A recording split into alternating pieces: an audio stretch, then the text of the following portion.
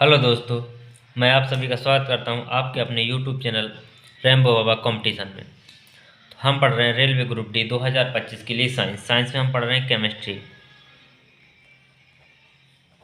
क्या पढ़ रहे हैं हम पढ़ रहे हैं केमिस्ट्री। तो कल हम पढ़ रहे हैं चैप्टर कौन सा, द्रव्य और उसके गुण। क्या द्रव्य और उसके गुण। तो कल हमने क्या देखा था, कल की क्लास में हमने देखे थे कौन से, भौतिक वर्गीकरण। कौन सा देखा था, भौतिक वर्गीकरण।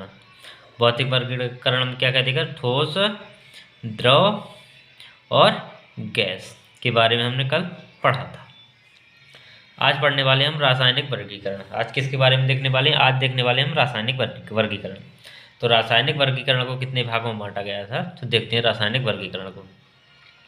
तो रासायनिक वर्गीकरण को कितने भागों, दो भागों में, शुद्ध पदार्थ और मिश्रण पदार्थ। कौन से, शुद्ध पदार्थ और मिश्रण पदार्थ।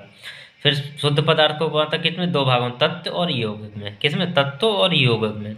इनका ये सब हम अभी इंट्रोडक्शन टाइप में हम इनको आज पढ़ेंगे। इसके अलावा तत्व और यौगिक का अलग से पूरा चैप्टर है, मिश्रण का पूरा चैप्टर है, इनका पूरा अलग अलग, कार्बनिक अकार्बनिक का पूरा अलग चैप्टर है, धातु अधातु का पूरा चैप्टर है। तो इनको अलग अलग से अलग चैप्टर भी इनके पूरे हम देख रहे होंगे। तो शुद्ध को तत्व और यौगिक में बांटा गया है। तत्व को कितने भागों में, तीन भागों में, धातु अधातु उपधातु, तीन भागों में बांट दिया गया। तो यौगिक को कितने, कार्बनिक यौगिक अकार्बनिक यौगिक, दो भागों में बांट दिया गया यौगिक को। मिश्रण में समांगी मिश्रण, विषमांगी मिश्रण, दो भागों में बांटा गया। तो ये चीज़ें हमें आज देखने वाले हैं। तो देखते हैं हम शुद्ध पदार्थ। तो शुद्ध पदार्थ क्या होते हैं, शुद्ध पदार्थ वो होते हैं, शुद्ध क्या चीज़ होगी। मान लीजिए कोई चीज़ बनी है एक चीज़ से, ठीक है। मान लीजिए एक कोई मकान है, उस एक ही प्रकार की ईंटें लगे हुए हैं, ठीक है। और एक मकान है, क्या है, ईंटें लगे हुए हैं, बीच में उसमें क्या, पत्थर लगे हुए हैं। बीच में पत्थर, फिर ईंटें, फिर पत्थर, फिर ईंटें, तो वो क्या होगा, शुद्ध होगा या मिश्रण होगा उसमें। तो वो क्या होगा, मिश्रण होगा। शुद्ध का मतलब एक ही प्रकार के, क्या, एक ही प्रकार के, एक ही प्रकृति वाले, एक ही गुणों वाले, एक ही द्रव्यमान के, एक ही शुद्ध भार वाले, एक ही प्रकृति वाले, जो एक ही प्रकृति वाले जो पदार्थ है, जो अणु हैं, उनसे मिलकर जो बनता है, वो क्या होता है, शुद्ध पदार्थ होते हैं। क्या होते हैं, जो उन्हें क्या बोलते हैं, उन्हें हम शुद्ध पदार्थ बोलते हैं। शुद्ध पदार्थ में फिर कितने शुद्ध पदार्थ को बांटा गया, कितने, दो भागों में। कितने भागों में, दो भागों में। तो दो भागों में, किन किन में, तत्व और यौगिक में। तो तत्व क्या होते हैं, यौगिक क्या होते हैं। तो तत्व वे होते हैं जिनको क्या किया जाए, तत्व का मतलब क्या है, सबसे छोटी इकाई, क्या, सबसे छोटी इकाई, जिसको क्या किया जाए, जिसके खंड ना किए जाए, या जिसको क्या किया जाए, वर्गीकृत ना किया जाए, जिसको क्या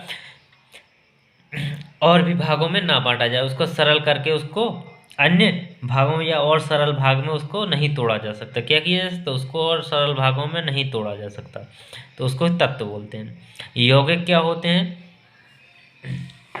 ये क्या होते हैं, ये दो या दो से अधिक तत्वों से मिलकर बनते हैं। ये क्या होते हैं, दो या दो से अधिक रासायनिक संयोजनों के से बनने वाला जो शुद्ध पदार्थ होता है, उसी को क्या बोलते हैं, यौगिक बोलते हैं। कैसे, क्या बोलते हैं, उसी को यौगिक बोलते हैं। तो इसको हम देखते हैं, धातु अधातु और उपधातु। तो अब इन सब चीज़ों को हम समझते हैं। चलिए एक एक करके देखते हैं। तो शुद्ध को समझे, तो शुद्ध को हम देखते हैं भाषा में। शुद्ध पदार्थ, शुद्ध पदार्थ क्या है, परिभाषा देखते हैं। समान रासायनिक प्रकृति वाले, क्या, समान रासायनिक प्रकृति वाले कणों से निर्मित द्रव्य शुद्ध पदार्थ कहलाते हैं। किससे, समान प्रकृति वाले, किससे, समान प्रकृति वाले कणों से निर्मित जो द्रव्य होंगे, जो पदार्थ होंगे, उनको क्या बोला जाएगा, शुद्ध पदार्थ बोला जाएगा। क्या बोला जाएगा, उनको शुद्ध पदार्थ बोला जाएगा, शुद्ध कहा जाएगा। रासायनिक संरचना के आधार पर जिनको कितने, दो भागों में वर्गीकृत किया गया है। किनको, शुद्ध पदार्थों को कितने भागों में, दो भागों में बांटा गया, तत्व और यौगिक। किसमें, तत्व और यौगिक, दो भागों में बांटा गया। अब देखते हैं तत्व। तो तत्व क्या होते हैं, तत्व किसी पदार्थ का, क्या, तत्व किसी पदार्थ का आधारभूत रूप होता है। क्या, आधारभूत रूप होता है, इसको क्या तोड़ा नहीं जा सकता। इसे रासायनिक अभिक्रिया द्वारा क्या, अधिक सरल पदार्थों में विभाजित नहीं किया जा सकता। क्या नहीं किया जा सकता, इसे सरल पदार्थों में विभाजित नहीं किया जा सकता। उदाहरण के लिए ऑक्सीजन, नाइट्रोजन, हाइड्रोजन, ये क्या है? ये आधारभूत मूल रूप है। क्या है? आधारभूत मूल रूप है। इसे तत्व कहते हैं। क्या कहते हैं? तत्व कहते हैं।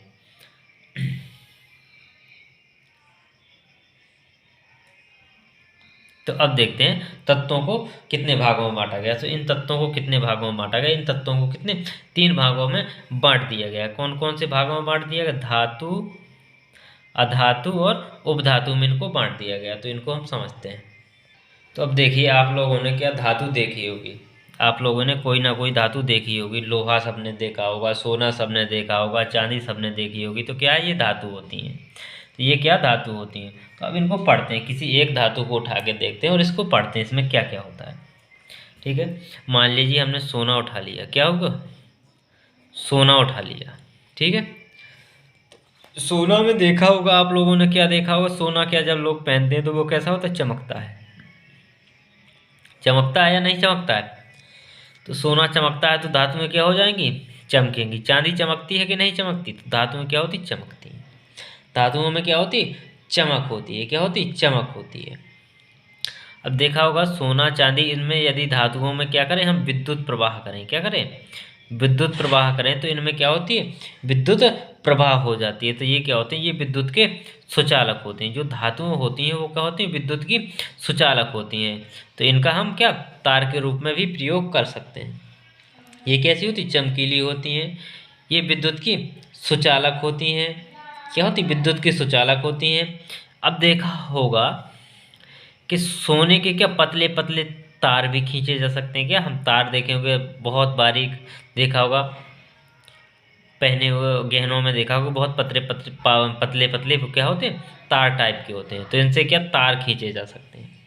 तो इनसे क्या होते? जो धातुएं होती हैं उनसे क्या लंबे तार के रूप में उनको लंबा किया है या लंबा हो सकती हैं। क्या जो दो धातुएं होती हैं वो किस तार के रूप में भी कैसी लंबी होती हैं। तो इनमें ये क्या है? ये जो लंबा होने का गुण है इसको क्या बोलते हैं? तन्यता का गुण बोलते हैं। क्या? तन्यता का गुण होता है। तो इनमें ये क्या होता है? तन्यता का गुण होता है। अब देखा होगा आप लोगों ने कि सोने के क्या इसको पतले पतले बोला होगा, सोने की परत चढ़ानी। क्या? सोने की परत। तो इसको क्या एक परत के रूप में भी इसको क्या किया जा सकता है? फैलाया जा सकता है। क्या किया जा सकता है? इसको पीट पीट के क्या कर सकते हैं? पीट पीट के इसको क्या एक इसकी चादर के रूप में भी इसको क्या ढाला जा सकता है। क्या किया जा सकता है? इसको चादर के रूप में भी ढाला जा सकता है। तो धातुओं किसको धातुओं किस रूप में? चादर के रूप में भी ढाला जा सकता है। तो चादर के इसको ठोक के इसको पीट के वो कर फैलाने की चादर बनाने की जो है उसको क्या बोलते हैं? उसको बोलते हैं आघात वर्धन। क्या? आघात वर्धन। तो इसमें आघात वर्धन का या इनमें क्या होती है? आघात वर्धन होता है। क्या? आघात वर्धन होता है। तो इनमें आघात वर्ध होता है। क्या? आघात वर्ध ही आघात वर्ध होते हैं। इनमें क्या चोट सहने की क्षमता होती है। क्या होती है? इसमें चोट सहने की क्षमता होती है। उदाहरण में सोना चांदी, तो ये क्या होते हैं? धातु होते हैं। तो ये क्या हो गई? धातुएं हो गई। अधातुएं इनमें क्या कर लो? उल्टा कर दो। इनमें अधातु में इसका क्या उल्टा कर दो? तो अधातु में क्या क्या आते हैं? अधातु में क्या होगा? अधातु में आते हैं क्या आते हैं? ये ऑक्सीजन हो गया। क्या? ऑक्सीजन हो गया, नाइट्रोजन हो गया, हाइड्रोजन हो गया। तो इनमें क्या ये चमकते हैं? नहीं, इनमें चमक नहीं होती।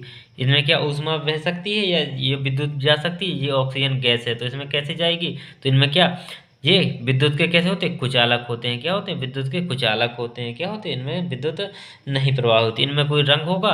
तो इनमें रंग भी नहीं होता। क्या? तो इसमें कोई चमक नहीं होगी। क्या होगी? इसमें कोई रंग नहीं होगा, चमक नहीं होगी। और ये इनको पीटा जा सकता है? क्या? इनको नहीं पीटा जा सकता। क्या? इसमें नहीं पीटा जा सकता। तो इनमें आघातवर्ध भी नहीं, आघातवर्ध का गुण भी नहीं होता। तो ये क्या हो गई? ये अधातु हो गए। अब क्या? उपधातु। उपधातु है। उपधातु को मतलब इन दोनों के गुण होने चाहिए। क्या होने चाहिए? इन दोनों के गुण होने चाहिए। तो इनमें क्या होता है? जो उपधातु होती हैं उनमें क्या धातु और धातु दोनों के गुण होते हैं। क्या होते हैं? उपधातु में किसके? धातु और अधातुओं के दोनों के गुण होते हैं। तो ये जहाँ जैसे जिसमें उपधातु में जो धातु का गुण क्या है और अधातु का, तो धातु में क्या धातु क्या होती? चमकती है। तो ये जहाँ चमकती है इसमें धातु का गुण क्या है? चमकने का। ये क्या चमकती हैं। और अधातु का गुण क्या है? तो उसी ये क्या होती?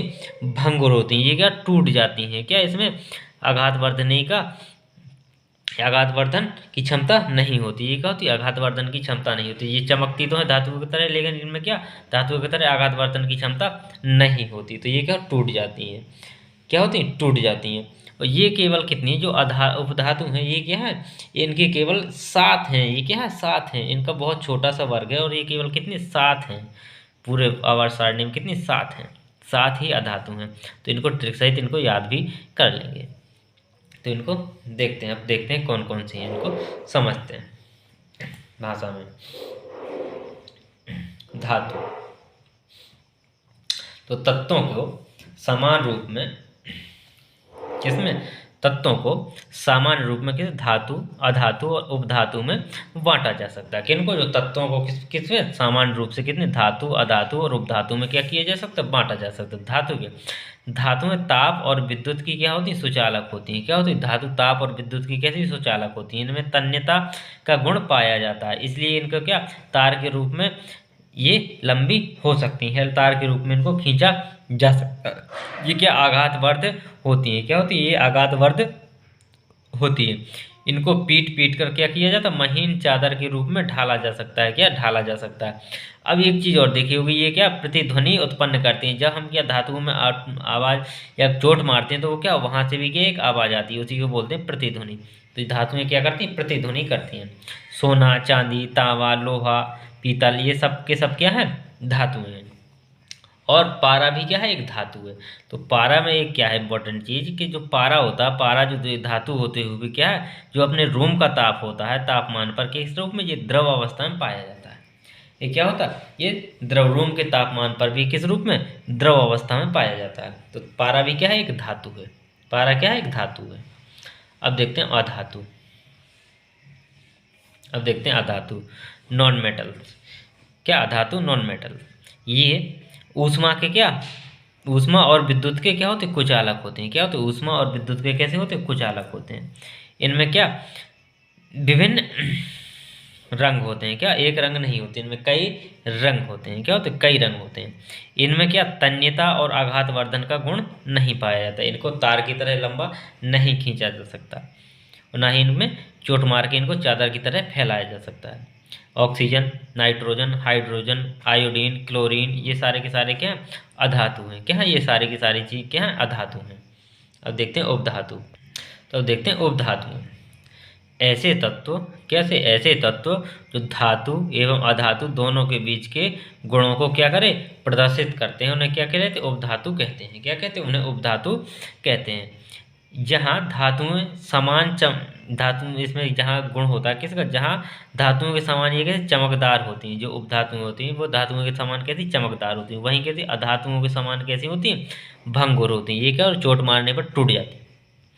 ये तत्वों का सबसे छोटा वर्ग है। ये क्या है, तत्वों का सबसे छोटा वर्ग है, जिनमें केवल कितने, 7 तत्व हैं। कितने, 7 तत्व हैं। कितने, 7 तत्व हैं। इसमें कितने तत्व हैं, 7। Boron, silicon, germanium, arsenic, antimony, tellurium और पोलोनियम। क्या, पोलोनियम। तो बोरॉन को V, सिलिकॉन को S, सिलिकॉन का SI, जर्मेनियम का GE, आर्सेनिक का AS, एंटीमनी का AT और टेल्यूरियम का TE और पोलोनियम का PO। तो ये इनको याद करने की ट्रिक है। क्या है, इसको याद करने की, कैसे याद करेंगे उपधातुओं को, बोस जी आए टाइम पे। क्या हो गए, कौन, बोस जी आए टाइम पे। कौन आए, बोस जी। कहाँ, कैसे आए, टाइम पे आए। तो बो से बोरान, सा से सिलिकॉन, जी से जर्मेनियम, आ से आर्सेनिक, ए से एंटीमनी, टा से टेल्यूरियम और पा से पोलोनियम। तो इसको याद करने की ट्रिक है। तो ये क्या, उपधातुएं हो गई। अब देखते हैं हम यौगिक। यौगिक क्या होते हैं, ये क्या होते हैं, यौगिक कैसे होते हैं। ये 2 या 2 से अधिक तत्वों के जो निश्चित अनुपात में रासायनिक संयोजन से जो बनने वाला शुद्ध पदार्थ होता है, उसे क्या कहते हैं, यौगिक कहते हैं। क्या कहते हैं, यौगिक। जैसे क्या, जैसे जल, H2O। क्या है, जल। जल किस किस से मिलके बना है, हाइड्रोजन प्लस क्या, ऑक्सीजन। किससे मिला, हाइड्रोजन प्लस ऑक्सीजन से मिलकर क्या बना है, जल बना है। तो ये क्या है, एक शुद्ध तत्व। हाइड्रोजन क्या है, शुद्ध तत्व, ऑक्सीजन क्या है, शुद्ध तत्व। क्या है, शुद्ध तत्व। दोनों से मिलकर क्या बना है, जल बनता है। तो इसी प्रकार दो यौगिकों से, जो दो शुद्ध यौगिकों के मिलने से जिसकी उत्पत्ति होती है उसे क्या बोलते हैं, जो शुद्ध यौगिकों से बनने वाले शुद्ध पदार्थ की जो उत्पत्ति होती है उसे क्या बोलते हैं, उसे यौगिक बोलते हैं। क्या कहते हैं, उसे यौगिक कहते हैं। तो इस प्रकार इसको यौगिक कहते हैं। तो दो तत्वों के मिलने से जो शुद्ध यौगिक बनते हैं उनको क्या कहते हैं, यौगिक कहते हैं। इन यौगिकों को बांटा गया कितने, दो भागों में बांटा गया, कार्बनिक यौगिक और अकार्बनिक यौगिक। किसमें बांटा गया, कार्बनिक यौगिक और अकार्बनिक यौगिक में बांटा गया। अब इसको देखते हैं, फिर कार्बनिक और अकार्बनिक को समझते हैं। तो यौगिक दो या दो से अधिक तत्वों के, क्या, यौगिक दो या दो से अधिक तत्वों के निश्चित अनुपात में, किसमें, यौगिक दो या दो से अधिक तत्वों के निश्चित अनुपात में रासायनिक संयोजन से बनने वाला शुद्ध पदार्थ है। जो यौगिक होते हैं वो क्या, दो या दो से अधिक तत्वों के निश्चित अनुपात में निश्चित अनुपात से बनने वाला कैसा शुद्ध पदार्थ होता है। उदाहरण के लिए जल किससे, हाइड्रोजन और ऑक्सीजन के तत्वों से के निश्चित अनुपात में रासायनिक संयोजन से बनता है। किससे, रासायनिक संयोजन से बनता है। यौगिक को दो भागों में, कार्बनिक और अकार्बनिक यौगिकों में वर्गीकृत किया जा सकता है। अब देखते हैं कार्बनिक और अकार्बनिक। एक साइड कार्बनिक, एक साइड अकार्बनिक। जो कार्बनिक तत्व होते हैं तो इनमें क्या होता है, जो कार्बन होता है, क्या, जो कार्बन होता है वो क्या होता है, वो एक प्रमुख तत्व के रूप में होता है, उपस्थित होता है। जो कार्बनिक यौगिक होते हैं इनमें क्या होता है, जो कार्बन होता है, कार्बन क्या होता है, एक प्रमुख तत्व के रूप में उपस्थित होता है। किनमें, कार्बनिक में। जबकि अकार्बनिक में क्या होता है, कोई कार्बन क्या होता है, प्रमुख तत्व के रूप में उपस्थित नहीं होता। क्या होता है, जो कार्बन होता है वो क्या होता है, प्रमुख तत्व के रूप में उपस्थित नहीं होता। और जो कार्बनिक पदार्थ हैं इनमें क्या होता है, इनमें कार्बन के विभिन्न प्रकार के बंधों में से, क्या, हाइड्रोजन बंध से, किससे, जो कार्बन के जो विभिन्न प्रकार के होते हैं बंध होते हैं वो किससे, हाइड्रोजन बॉन्ड से जुड़े होते हैं। हाइड्रोजन बॉन्ड का मतलब एक बॉन्ड से, किससे, एकल बॉन्ड से। हाइड्रोजन बॉन्ड से क्या होते हैं, जुड़े होते हैं। क्या होते हैं, हाइड्रोजन बॉन्ड से जुड़े होते हैं। कार्बोहाइड्रेट हो गया, प्रोटीन हो गया, घी हो गया, तेल हो गया, ये क्या, कार्बनिक यौगिक होते हैं। क्या होते हैं, ये होते हैं कार्बनिक यौगिक। अकार्बनिक यौगिक क्या होते हैं, इनमें जो तो इनमें क्या होता है, जो कार्बन होता है वो क्या, प्रमुख तत्व के रूप में नहीं होता या प्रमुख घटक के रूप में उपस्थित नहीं होता। इसमें दो या दो से अधिक रासायनिक तत्वों से मिलकर क्या होता है, जो अकार्बनिक यौगिक होते हैं का होता है, क्या होता है, निर्माण होता है। क्या होता है, अकार्बनिक यौगिकों का निर्माण होता है। इसमें जो अकार्बनिक यौगिकों के में जो कार्बन और हाइड्रोजन बंध की, इसमें क्या होती है, अनुपस्थित होता है। जो कार्बन और हाइड्रोजन जो बॉन्ड होता है वो क्या होता है, अनुपस्थित होता है। इसके उदाहरण क्या होते हैं, सोडियम हो गया, सोडियम क्लोराइड NaCl हो गया, सोडियम कार्बोनेट Na2CO3, ये इसके एग्जाम्पल है। अब इसको देखते हैं। तो कार्बनिक यौगिक, ऑर्गेनिक कंपाउंड। क्या, कार्बनिक यौगिक ऑर्गेनिक कंपाउंड। इस प्रकार के यौगिकों में क्या होता है, इस प्रकार के यौगिकों में एक प्रमुख तत्व के रूप में कार्बन की क्या होती है, उपस्थिति होती है। क्या होती है, कार्बन की उपस्थिति होती है। कैसे, प्रमुख तत्व के रूप में। साथ ही इसमें कार्बन विभिन्न प्रकार के बॉन्ड से हाइड्रोजन बॉन्ड के साथ जुड़ा होता है। किससे, हाइड्रोजन बॉन्ड के साथ जुड़ा होता है। जैसे कार्बोहाइड्रेट, प्रोटीन, घी, तेल आदि इसके क्या है, उदाहरण है। क्या है, उदाहरण। अब अकार्बनिक यौगिक, क्या, कौन से, अकार्बनिक यौगिक, इनऑर्गेनिक कंपाउंड। कौन से, इनऑर्गेनिक कंपाउंड।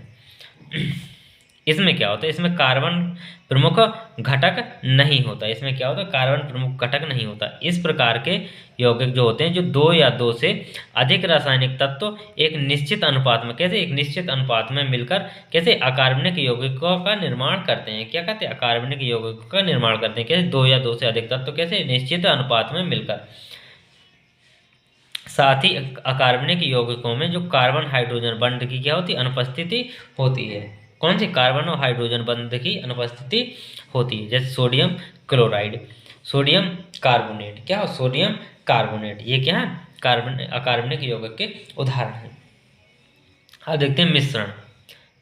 मिश्रण मिश्रण में क्या होगा जब कौन से अभी कौन से पढ़े या अभी शुद्ध पढ़े। शुद्ध में क्या था, शुद्ध में एक ही प्रकार के अणुओं से क्या हुआ था, मिलकर बनते थे क्या शुद्ध। तो मिश्रण में क्या होगा, मिश्रण में क्या दो या दो से अधिक, कैसे दो या दो से अधिक तत्वों को मिलाकर या दो या दो से अधिक तत्वों या यौगिकों को मिलाकर ये क्या बनते हैं, मिश्रण बनते हैं।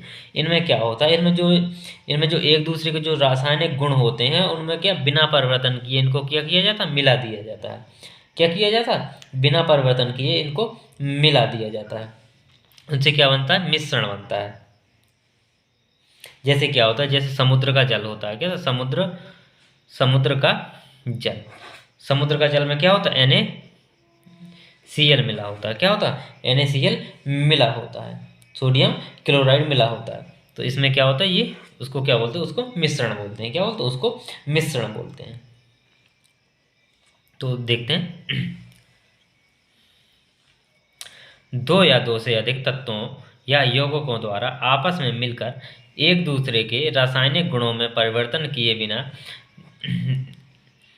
निर्मित परिणामी पदार्थ को मिश्रण कहते हैं। क्या कहते हैं, मिश्रण कहते हैं। इसके अवयवी पदार्थों को सरल यांत्रिक विधियों द्वारा क्या पृथक किया जा सकता है। इनको मतलब आराम से इनको अलग अलग भी क्या किया जा सकता है। जैसे पीतल, तांबा, जस्ता आदि, ये क्या है, इनको क्या किया जा सकता है, अलग अलग किया जा सकता है। क्या किया, अलग अलग किया जा सकता है। जैसे क्या कर सकते हैं, जैसे नमक और जल का मिश्रण, किसका, नमक और जल का मिश्रण, नमक और चीनी का मिश्रण, इनको क्या किया जाता है, आराम से अलग किया जा सकता है। इसी को क्या बोलते हैं, मिश्रण बोलते हैं। चलिए देखते हैं मिश्रण को कितने दो भागों में बांटा जाता है। कितने, मिश्रण को दो भागों में, समांगी मिश्रण और विषमांगी मिश्रण। कैसा, समांगी मिश्रण और विषमांगी मिश्रण। तो अब इनको समझते। समांगी मिश्रण में क्या होगा, समांगी मिश्रण में ऐसा होगा, ऐसे मिश्रण जिसमें क्या, जो अवयवी जो पदार्थ है उनका जो संगठन एवं जो एक गुण है उनका कैसा, एक समान होगा। कैसा होगा, एक समान होगा। पदार्थों का संगठन एवं क्या उनका जो गुण है वो क्या होगा, एक समान होगा। जैसे नमक और पानी का मिश्रण, कैसा, नमक और पानी का मिश्रण, चीनी और किसका, पानी का मिश्रण, तो ये क्या होगा, समांगी मिश्रण। और दूसरा कौन सा, विषमांगी मिश्रण। तो विषमांगी मिश्रण में क्या होगा, इसमें जो मिश्रण के जो अवयवी पदार्थ है संगठन और उसके गुण क्या होंगे, एक समान नहीं होंगे। जैसे क्या होगा, जैसे नमक और बालू का मिश्रण, क्या होगा, नमक और बालू का मिश्रण हो जाएगा। धूल के कण में हवा का मिश्रण हो जाएगा, लोहा में गंधक का मिश्रण हो जाएगा। तो ये क्या हो जाएंगे, ये एक दूसरे में मिक्स नहीं होंगे, इनको भी क्या अलग किया जा सकता है। तो देखते हैं इनको। समांगी मिश्रण, ऐसा मिश्रण जिसके अवयवी पदार्थों का संगठन एवं गुण एक समान होता है। क्या होता है, संगठन एवं गुण क्या होता है, एक समान होता है, समांगी मिश्रण कहलाते हैं। उदाहरण के लिए चीनी और जल का विलयन। क्या, चीनी और जल का विलयन, नमक और जल का विलयन, किसका, नमक और जल का विलयन।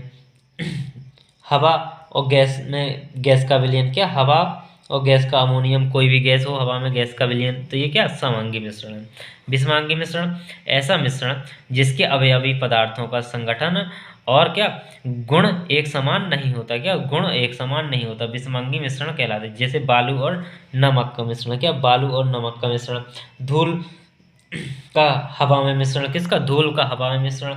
और लोहा व गंधक का मिश्रण, ये क्या होते हैं, विषमांगी मिश्रण होते हैं। क्या होते हैं, विषमांगी मिश्रण होते हैं। अब देखते हैं इसमें क्या, विलयन। तो विलयन क्या होता है,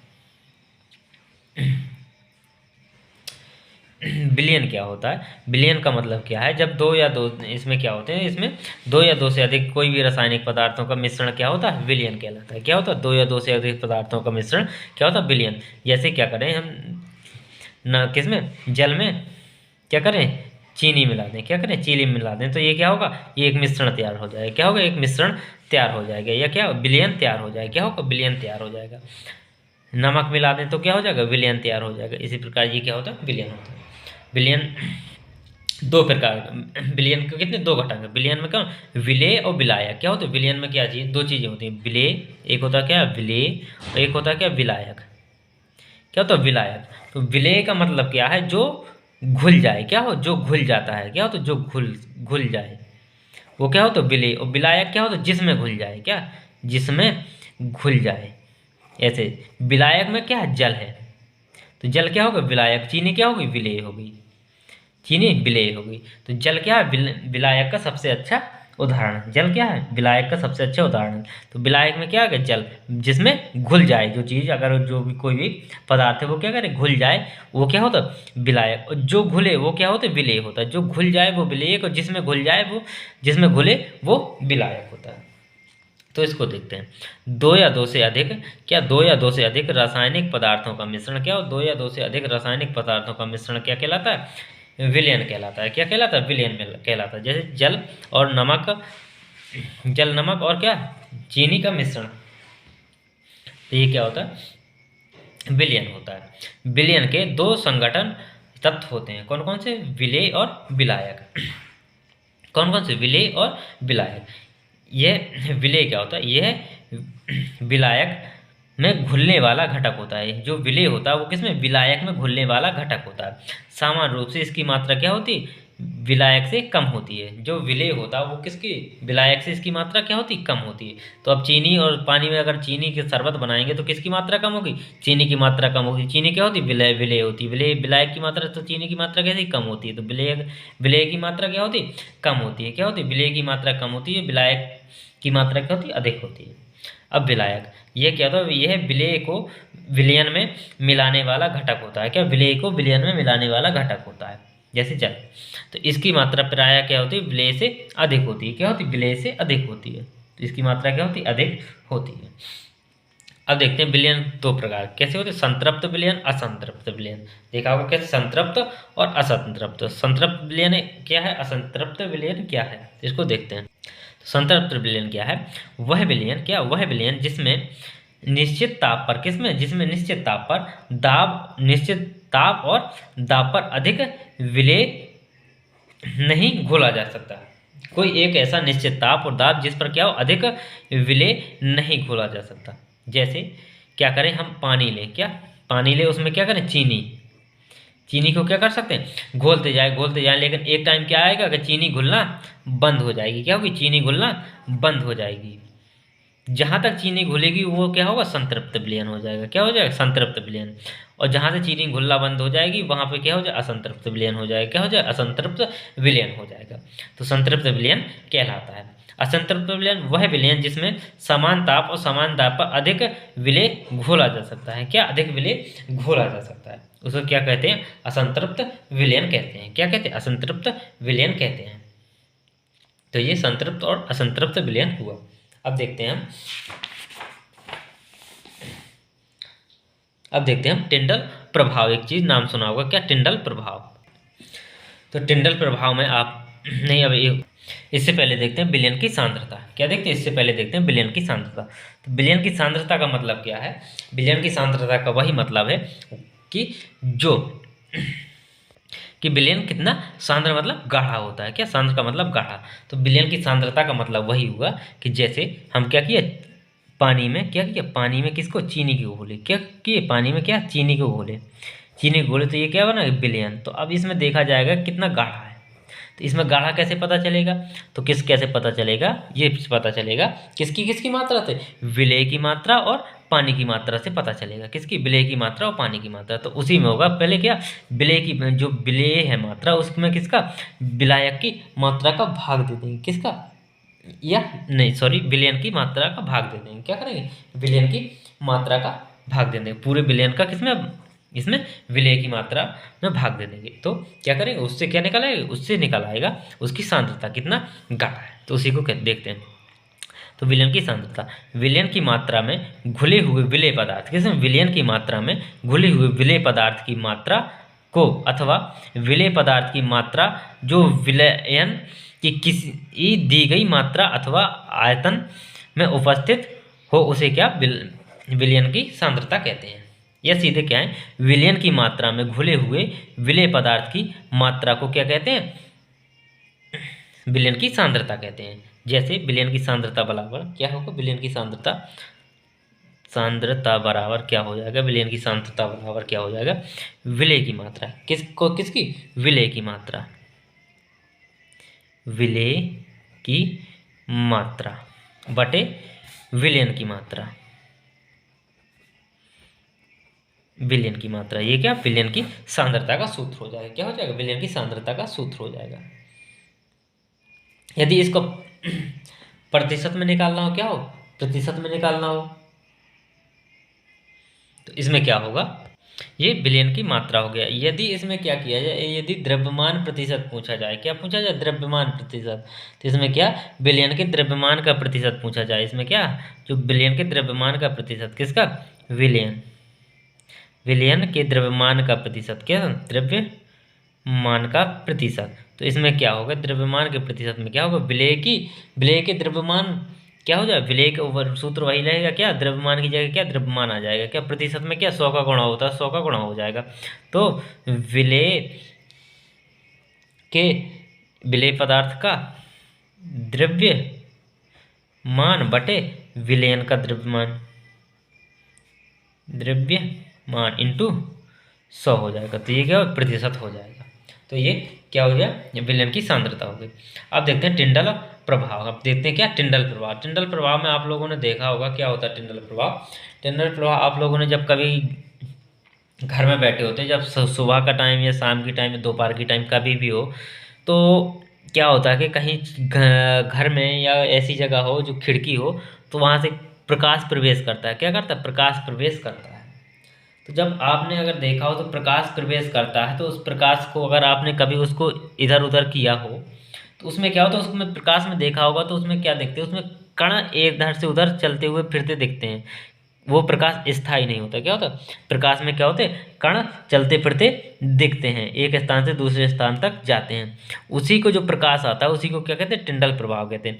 या जब गर्मियों के दिन या जब भी धूप निकली हो, तो तब क्या करते हैं, जब हम टहल रहे होते हैं, तो अगर अधिक घना वाला कहीं अधिक कोई घना पेड़ है, तो उससे जो पेड़ की से जो बीच बीच में जो धूप निकलती है, पेड़ की पत्तियों से छन के जो जमीन तक धूप आती है, वो क्या करती है, जो किरणें आती हैं उसी को क्या क्या कहते हैं, उसी को टिंडल प्रभाव कहते हैं। तो देखते हैं टिंडल प्रभाव। इसकी खोज क्या, इसकी खोज टिंडल नामक वैज्ञानिक ने की थी। किसकी, टिंडल प्रभाव की खोज किसने, टिंडल नामक वैज्ञानिक ने, इसलिए इसका नाम क्या हो, टिंडल प्रभाव पड़ गया। इस प्रभाव के अंतर्गत जब प्रकाश की किरण, क्या, जब प्रकाश की किरण कोलाइड या निलंबन से गुजरती है, क्या, कोलाइड या निलंबन से गुजरती है, तो प्रक्षिप्त प्रस्थावस्था के जो कणों द्वारा प्रकाश फैल जाता है, क्या होता है, प्रकाश फैल जाता है, इसलिए किसी माध्यम से गुजरते समय प्रकाश का मार्ग दिखाई देता है। क्या होता है, प्रकाश का मार्ग दिखाई देता है। जैसे घने जंगलों में पेड़ों के पत्तों से सूर्य की किरणें गुजरने पर क्या होता है, टिंडल प्रभाव दिखाई देता है। क्या होता है, टिंडल प्रभाव दिखाई देता है। क्या होता है, टिंडल प्रभाव दिखाई देता है। और ऊर्ध्वपातन, अब देखते हैं ऊर्ध्वपातन। ऊर्ध्वपातन क्या होता है, ऊर्ध्वपातन क्या होता है, जो सीधे क्या हो, कोई ठोस को क्या द्रव में बदले बिना कैसे सीधे गैस में बदल जाए, किससे, ठोस किसमें, सीधे गर्म करने पर, ताप बढ़ाने पर किसमें, सीधे गैस में बदल जाए, क्या हो, गैस में बदल जाए, तो इसे क्या कहते हैं, ऊर्ध्वपातन। तो ऊर्ध्वपातन विधि का उपयोग ऐसे मिश्रण के घटकों को करने के लिए किया जाता है जिसमें ऊर्ध्वपातन वाष्पशील, ठोस और ऊर्ध्वपातन शुद्धता होती है। इसमें क्या होता है, सीधे किसमें, ठोस से किसमें, गैस में बदल जाए। जैसे क्या होता है, कपूर होता है, क्या होता है, कपूर होता है, इसका बेस्ट उदाहरण क्या होता है, कपूर होता है बेस्ट उदाहरण। वो द्रव में बदले बिना ही सीधे किसमें, गैस में बदल जाता है। तो ये थी आज की हमारी क्लास। तो थैंक यू दोस्तों, क्लास अच्छी लगी तो प्लीज़ लाइक और सब्सक्राइब जरूर कर रहिएगा। थैंक यू दोस्तों।